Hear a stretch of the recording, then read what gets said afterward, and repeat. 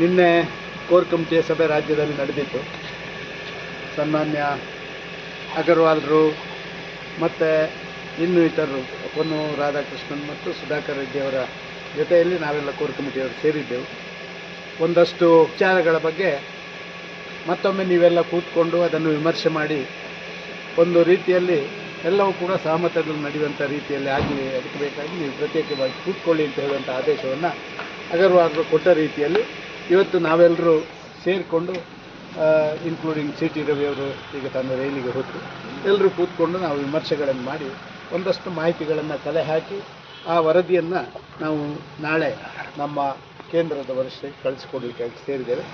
ಎಲ್ಲವೂ ಕೂಡ ಒಂದು ಒಳ್ಳೆಯ ರೀತಿಯಲ್ಲಿ ಸುಖಾಂತ್ಯಗೊಳ್ತದೆ ಅಂತ ವಿಶ್ವಾಸ. ಅದು ನಮ್ಮ ಇನ್ನೊಂದು ಹಂತಕ್ಕೆ ಅದಕ್ಕೆ ಚವಾಣರು ಬರ್ತಾರೆ. ಆದ ಕಾರಣ ನಾವು ಅದರಲ್ಲಿ ಏನು ಮಾತಾಡುವಂಥದ್ದಿಲ್ಲ.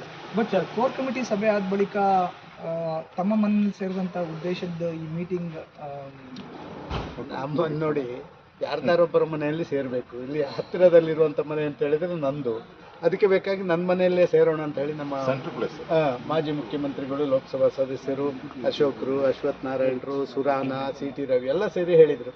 ನನಗೂ ಒಂದು ದೊಡ್ಡವರು ನನ್ನ ಮನೆಗೆ ಬಂದರೆ ಒಂದು ಖುಷಿ ಆಗುತ್ತೆ ಅಂತ ಹೇಳಿ ಅವರನ್ನೆಲ್ಲ ನನ್ನ ಮನೆಗೆ ಕರೆಸ್ಕೊಂಡೆ ಅಷ್ಟೇ. ಸರ್, ಮೀಟಿಂಗಲ್ಲಿ ಏನಾದರೂ ಶ್ರೀರಾಮುಲು ಅವರ ಬಗ್ಗೆ ಏನಾದರೂ ಚರ್ಚೆ ಆಗುತ್ತೆ?